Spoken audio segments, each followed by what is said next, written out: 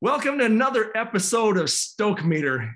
And as you could tell, we have a fantastic guest, Emily Soloby, the CEO and founder of Juno Jones Boots.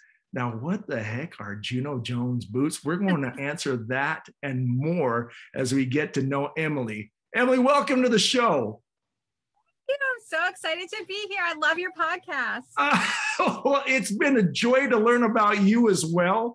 And for those of you that might not be watching this on our YouTube channel, she has a fantastic mural in the back with boots, as well as a number of different other cool things. It's actually one of the cooler backgrounds I've seen. Yeah, this is actually from, this is my trade show banner. Okay. So when we go to trade shows, we always bring, a giant banner of our boots so everyone can see it. And that's my dog scratching at the door there. But yeah, so this is our trade show banner. So you can't really see like our logo and everything, but at least you can get a quick view of the boots. I love it. Well, the thing that is it's very obvious about you is that you have a high level of energy. I love it. Well, so do you. Well, and the neat thing too is just to have read your story and how Juno Jones came about. And I'm just wondering if you could tell us, because you were a lawyer before all this, doing some very incredible work with women and also disadvantaged families and such. And I'm just wondering, what led you to Juno Jones? And if you could just start, as you were a lawyer, what were some of the things that you saw, and what were some of the things that really impacted you as you were working with women in disadvantaged families? And then we'll kind of build from there. Yeah. Well, I mean, I think even just growing up, I always was aware of inequalities in the world. And it was just something that always kind of stuck with me. And I knew that somehow I wanted to help women, especially with sort of my passion to help with women's issues. So as I was growing up and as I was in like high school and college, I would get involved with organizations to do as much as I could to try to help women as much as I could and with equity. And I loved the TV show Ally McBeal. and at the time, and everyone always would say to me, like, you should be a lawyer. I guess it's because I would argue. I don't know. They would say, you should be a lawyer. So it just seemed like a good fit for me to pursue this idea of helping people and helping women through law. So that was really my first idea of how I was going to do that. And I worked doing domestic violence victim advocacy during college. Yeah. So I was helping women in the courtroom just by listening to their stories. And then, I had an understanding of how the law worked, and I was not as a lawyer yet, but I was giving them advice and helping walk them through the process. And that was in Minneapolis, Minnesota, where I went to undergrad. Okay. And I was seeing how that was helping them. So I thought, well, this is a great path. I'm going to continue with it. Went to law school. I did an internship, a legal internship at the National Organization for Women.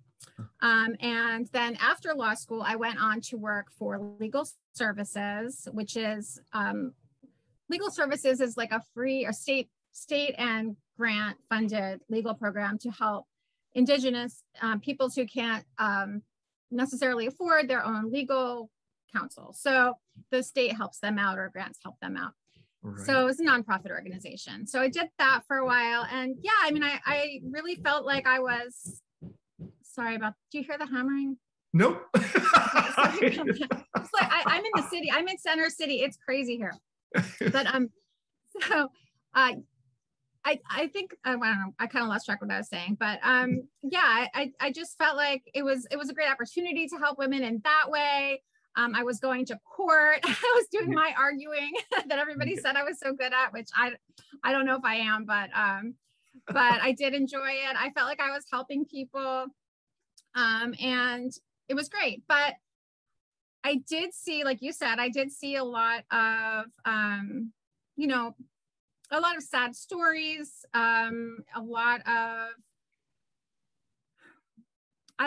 not just inequality, but abuse that people were suffering. And I spent a few years, you know, doing my best to help people.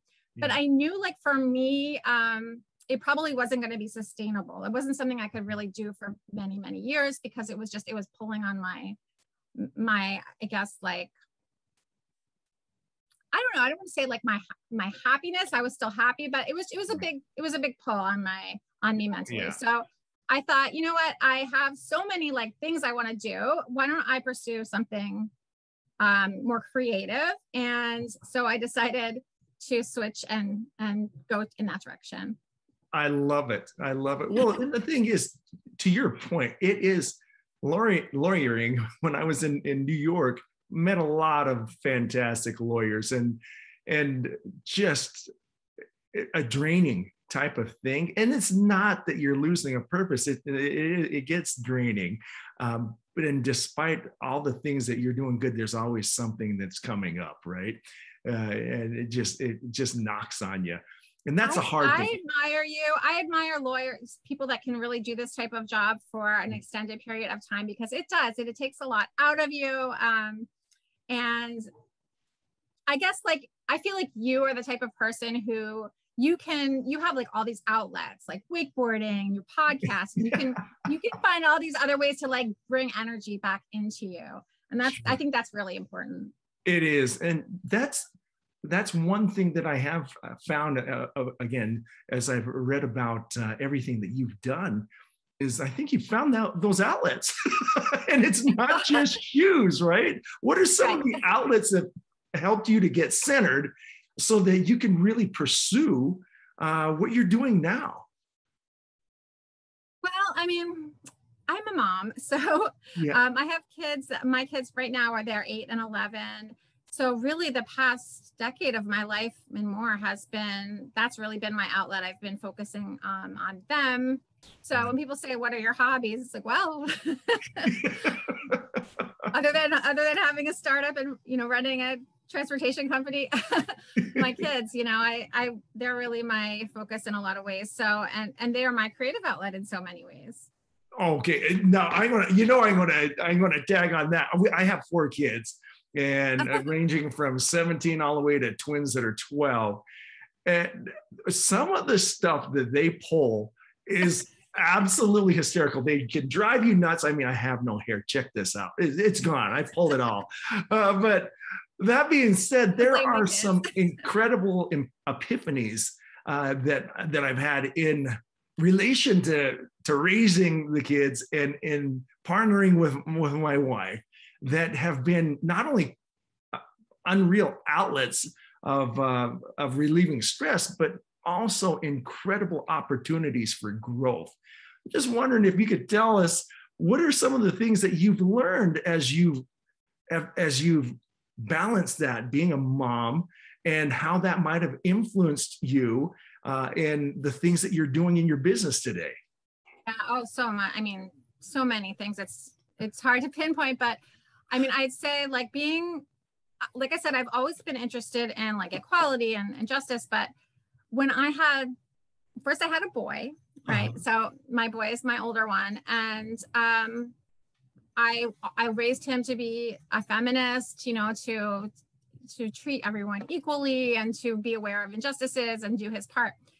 But when I had my girl, I really saw things through her eyes. And I guess I saw like reading, say, for example, like reading a book about a book that we read a million times about trains. Well, that book is suddenly, I just noticed all the trains were boys. Like I didn't notice that the first time around. That was the train.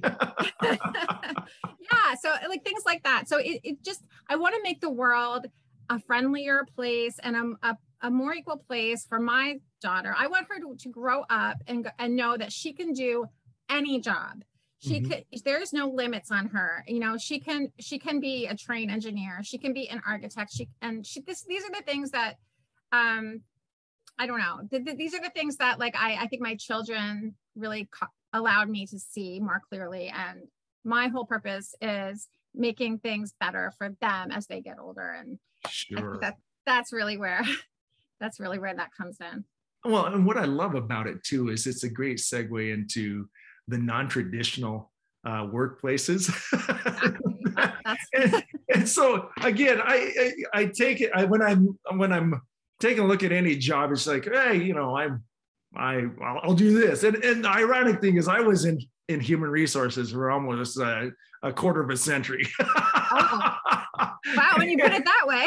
Yeah, human resource, which is predominantly typically female, right? It was interesting because when you look at the non-traditional factors here, you're talking industry, you're talking heavy equipment, you're talking all those different things here. How did you address those different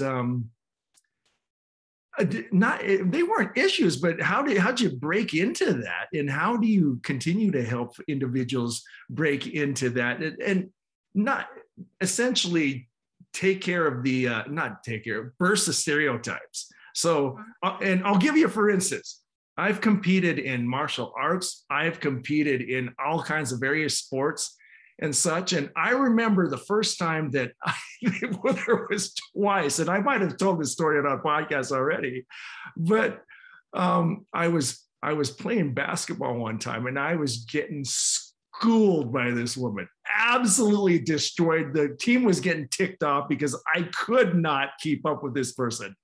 Okay. And I go, okay, you guys go do it. So I had this 6'3" friend of mine that was getting on me. I go, you go guard her. And she was lighting him up. It was one of the funniest things that I've ever seen. And so I go, where did you learn how to do all this, man? This is amazing. And turns out that she was a team member for the New York Liberty. Wow, that's great. And I've had experiences like that over and over and over in martial arts. I got my clock cleaned, and turns out that she was an Olympian. And I also, the stories go on and on and on and on, but it really did do something to my mindset of going, listen, man, they're just as capable as anyone else, and it's, again, those are non-traditional sports, and it made an impression on me that was actually very inspiring. I took great inspiration from those individuals that absolutely cleaned my clock, whether they be women or whether they be men, and it's amazing. So with this non-traditional outlet, I know that you created work boots, but before we go into the work boots, what type of path did you take to help break those barriers? Yeah, well, it's funny you said, I mean, I told you that like I decided I wanted to do something more creative. So I went back to graduate school, and my plan was to do something in broadcasting. Oh. And so, I'm sorry, I'm gonna turn this. You're good. Sorry. I don't want this going off while we're in our podcast. So yeah, my plan was to do something creative. So graduate school, and I'm thinking like broadcasting, documentary filmmaking, maybe. And so that's what I was studying. And as life takes its turns, I met my husband, and I did go to work doing video work for a little while it was like legal video work. I did that for a couple of years. But during that time, my husband and I were also working on a family business of his uncle's. God. And in the transportation industry, and that was AAA School of Trucking.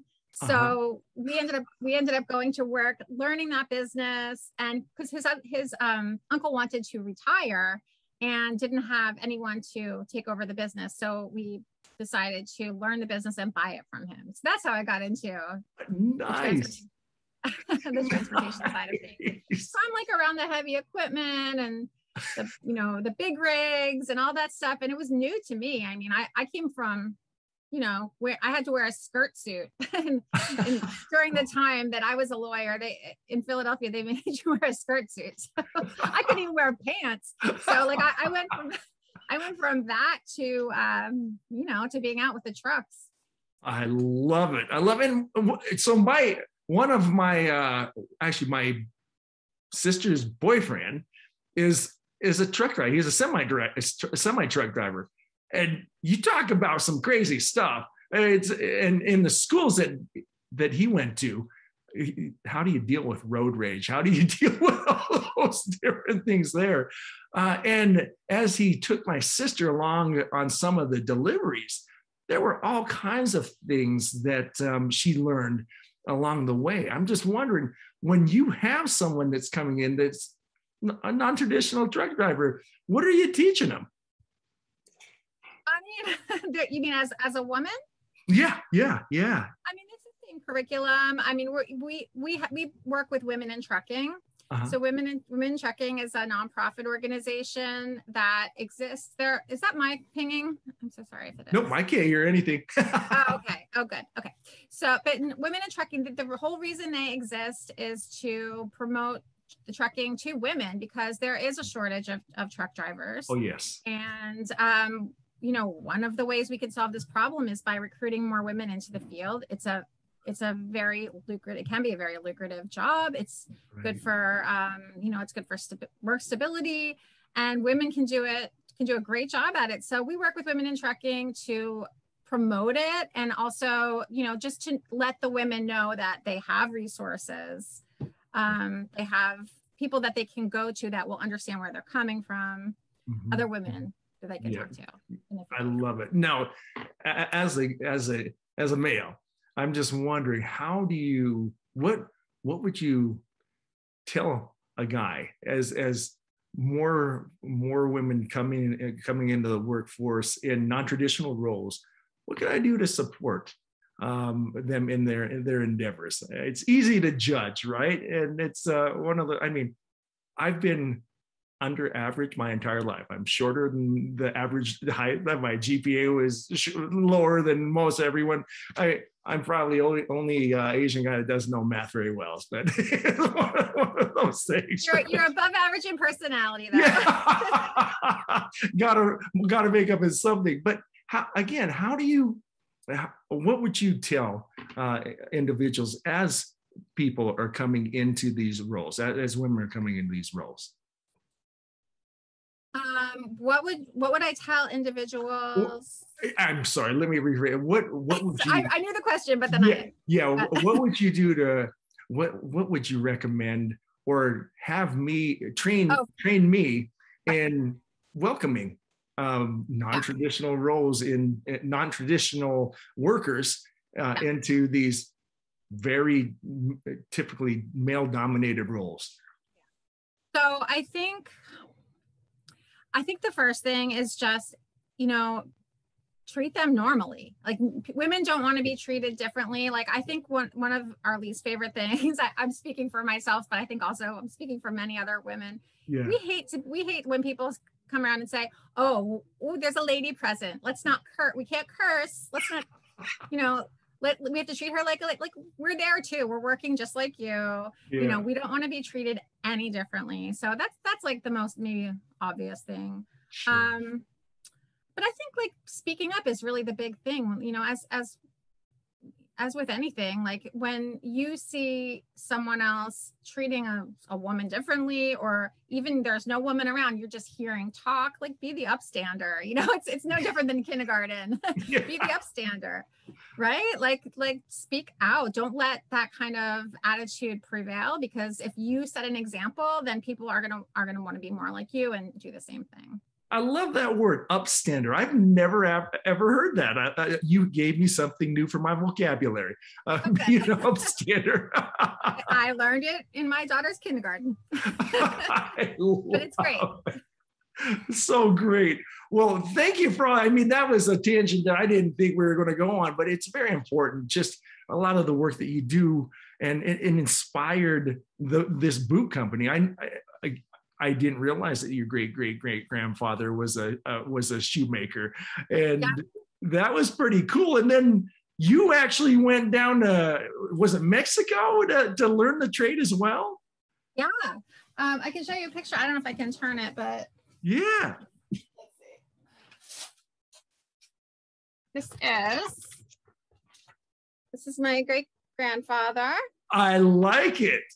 He was a shoemaker, and you can see there on the shelf. There's a pair. See that pair of heels? Yes. Yeah. It's the pair that I made by hand.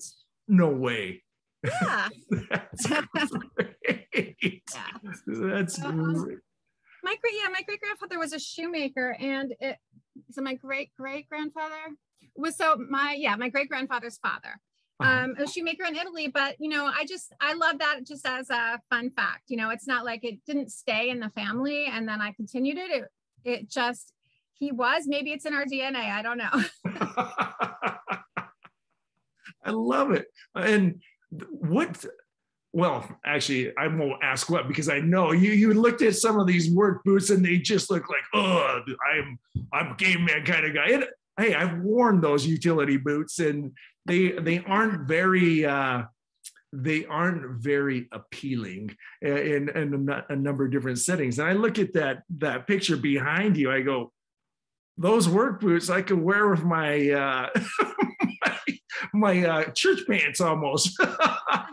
Yeah, you really can. You can wear them with slacks and you can wear them with jeans. They work for either.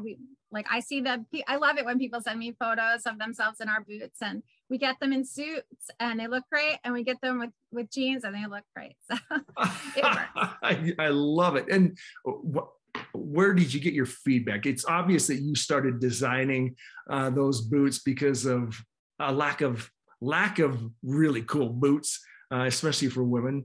Where did you get the feedback and such to refine those boots? Well, yeah, we start the very first place. First just talking to women. In my industry, I was talking to women, and I was here as soon as I said, like, I want to create shoes that for women in this field, everyone was like, yes, like we need this, please do it. So I started just speaking to women in all different industries, not just my industry. And that's when we really started to hone down the first release, this first style that we were going to do. So we went through several different permutations of it. We put it before our audience.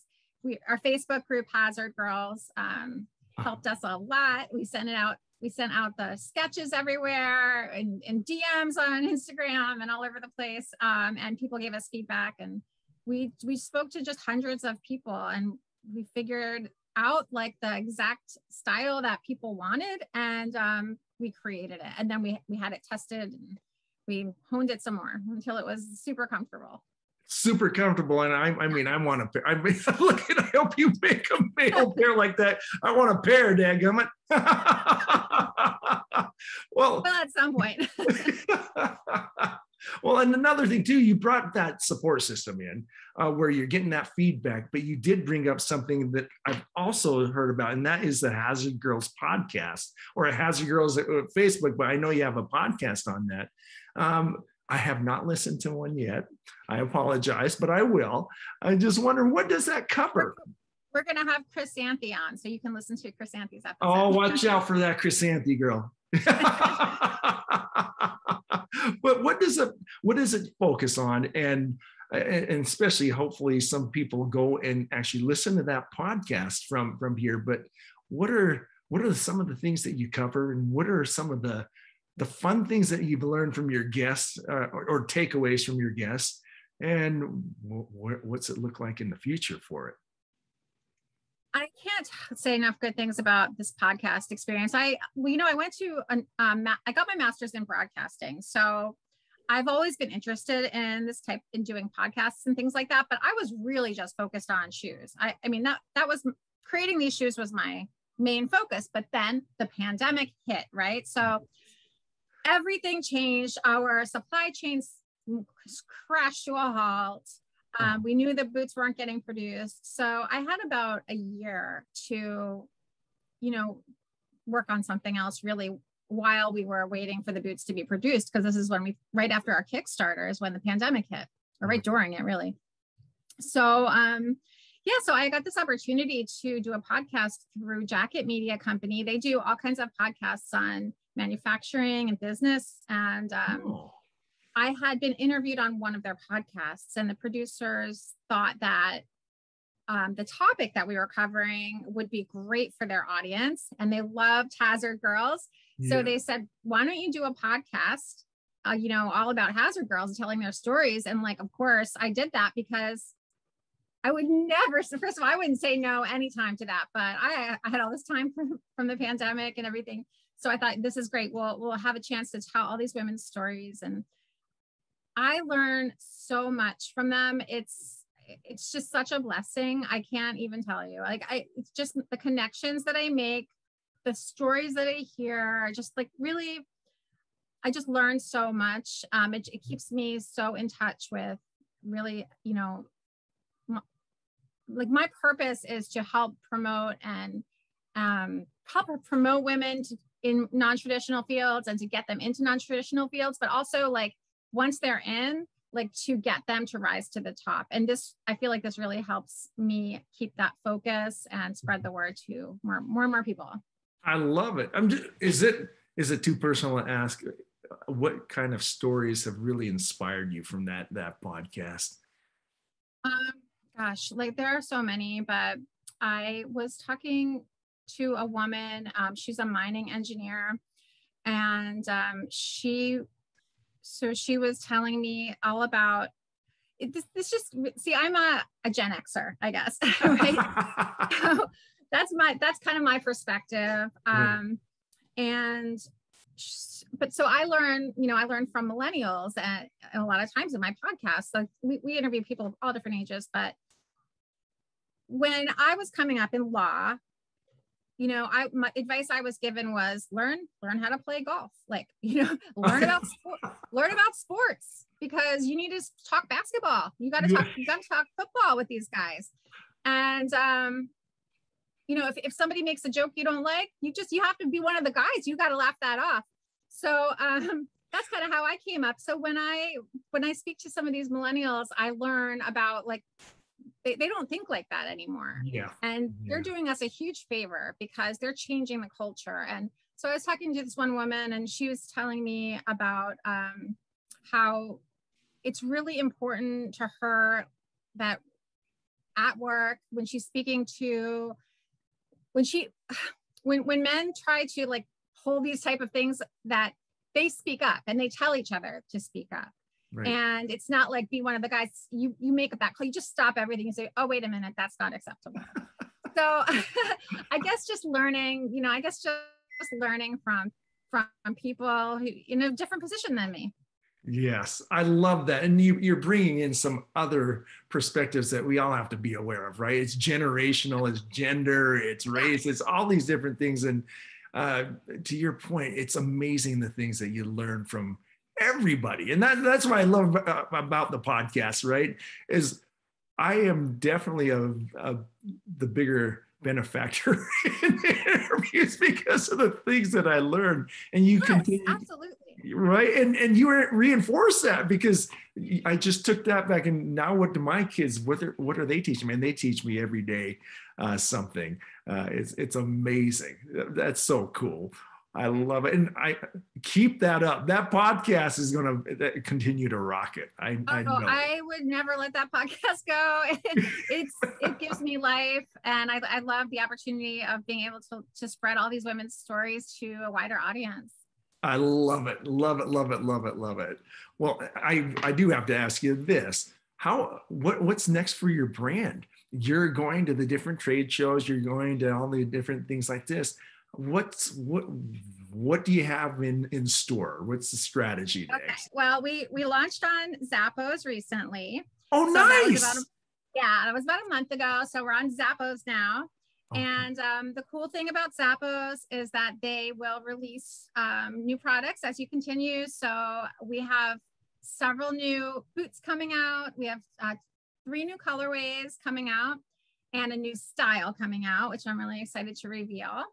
And we're also launching, I guess I can make this announcement now. I have not officially announced to this yet, but we are launching on Duluth Trading Company. Nice. The Duluth Trading Company has 50 retail stores and online and a famous catalog. So we're really excited about that partnership because we feel like we're a perfect match with Duluth women and their whole audience. So we're excited about that. Let's see what. Oh, you asked me about what's on the horizon. So we have for the holidays, we have something coming out, which we revealed it in Philly Fashion Week recently, but it is our stylish fanny pack tool belt. I don't have a name for it yet. I'm still working on the name, but it's the stylish fanny pack tool belt. So it's a tool belt, but it's also a bag. I love it. It's fun. I mean, I probably won't have one of those fanny bags, but that sounds like a blast. I love it. They're fun. It's a good gift, holiday gift. That is fantastic. I love the enthusiasm that you share these with because it just shows the passion that you have for what you're doing. And it's not just for the boot itself or the products themselves. It's for the audience that it's serving. And that comes through very clearly. I love it. Oh, well, so I do have this not a question, but you made a statement one time, and I'm going to read this, and I stole it from one of your other podcasts, but it says, I don't let myself wallow in any kind of doubt. I just keep moving forward. Yes, I absolutely love that. So when everything's against you, and quite frankly, it just sucks. How do you find the fortitude to do that? What are some of the reminders that you do, and who are some of the people that you put around in order to move forward and not back? I mean, it's really a mantra that I keep in my own head, I guess. Just keep moving forward. Like we all have days where we feel like maybe we didn't accomplish what we wanted to accomplish, or we're hitting roadblocks, or we just get very discouraged by something. And especially like in starting a new company from scratch, like at the very beginning, it can be daunting and overwhelming. So you just have to, for me, like it helps me just to keep thinking go forward. Because if you find yourself sitting and dwelling on something that you have no control over, it's not going to help you, right? So it's important to say, fine. For me, I have to say, like, fine, this one thing is bothering me in this little box. I'm going to put it over here, and I'm just going to keep moving forward. And who do I surround myself with? I mean, I have the support of my amazing husband, Ryan, who's my partner in business and life and parenting and friendship and everything, so I don't know how I would do it without his support. And then my kids and my family, and I live in this great community here in Center City, Philadelphia. It's a really tight-knit community of friends. And then of course I have my Hazard girls, and they are the ones who inspire me every day to keep going forward. I love it. Well, and I think one of the things that struck me about you is you're always helping other people to, whether it's new in business, whether it be some kind of difficult circumstance they're trying to work through and such. And knowing that, I'm just wondering what you would tell someone that is thinking of starting something. What advice would you give them as they pursue that endeavor, whatever it might be? Yeah. Well, I think like the advice that you hear a lot is just do it, just go for it, do it. And I do agree with that. But I think if there's something that you can't not do, that's when you know. So if there's like a ton of doubt around the thing that you want to do, I don't know, maybe it's not time yet. Maybe you need to wait until like you really know for sure that you have to do it, because I feel like if it's meant for you to do and you have the will to do it, then you do know. Yeah. You do know. Absolutely right. And matter of fact, it goes, man, it's fun talking with you because all these different things come into mind. And I, again, doing some searching, there's something that your mother said on, matter of fact, I got to see if it's in my notes here. Yes, it is in my notes. It says, Okay. do work you love and consider where you'll be spending your day rather than just the job itself. What a powerful statement. What a powerful My statement. mom's full of great advice for sure. No doubt about that. And I couldn't think of a better way to do that. Again, it will be where you're spending your day. So are you going to be in druthers or are you going to go for it? And I love the advice that you gave is don't beat yourself on going after a path that just makes no sense. Yeah. And I want to say that, like, when I say, like, if you're surrounded with doubt, maybe don't do it yet. I mean, I don't mean self-doubt, because self-doubt is something that we all have, and I think that we all fight through it, and it's important not to let that get us down. But when I say doubt, I mean, like, about the project itself. So I just think, like, you have to know, you just have to feel it. And if I'm very huge proponent of going with your instincts. I don't know where these instincts come from. I'm not a scientist, but I trust mine, So when yours tell you something, you just have to, like, really feel that and go forward with that.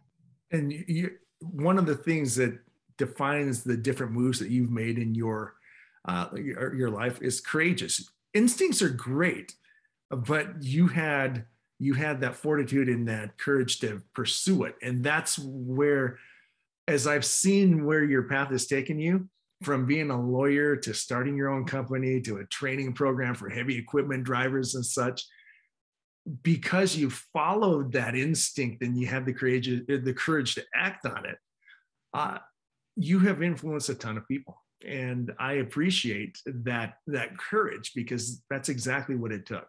And then couple that with the diligence that you put into it. Amazing. So much.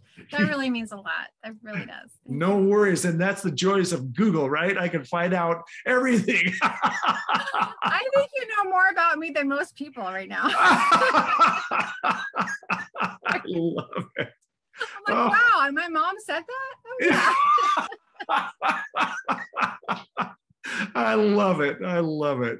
Well, Emily, it has been a joy to be able to catch up and learn not only about you, but also the great teachings and learnings that came about through the conversation. So thank you for making the time for us.